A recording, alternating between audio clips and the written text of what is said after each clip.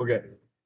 The poet's struggles with language relate to their home countries and that they feel wrongly represented by their language, and how using their language to its fullest extent, that is to voice their like thoughts and protest the oppression that they're facing, will likely end up with them being beaten or imprisoned.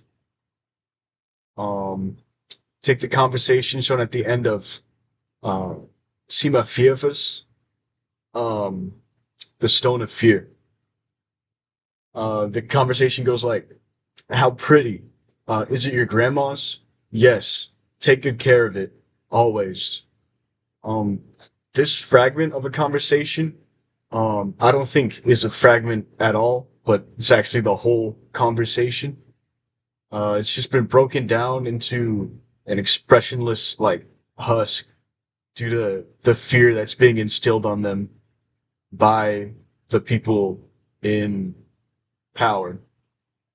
Um, Fear caused by a silencing of like her and all the other like Belarusians, a national identity.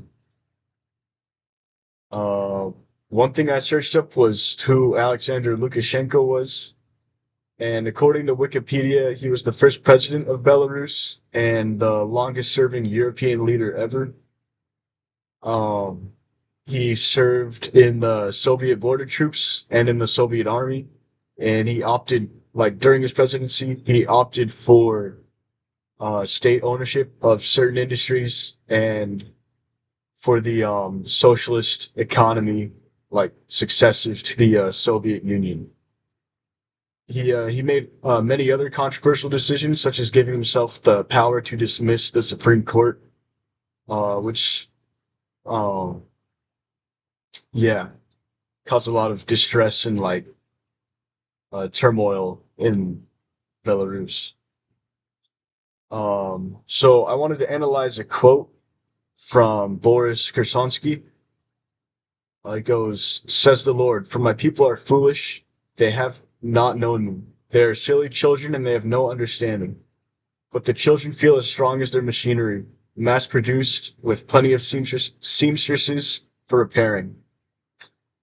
This quote is commenting on how the people that fight most of the time don't even know what they're fighting for. And by tying this back to a quote from the Lord, it shows how if they did understand like anything of that matter, they wouldn't be fighting one another.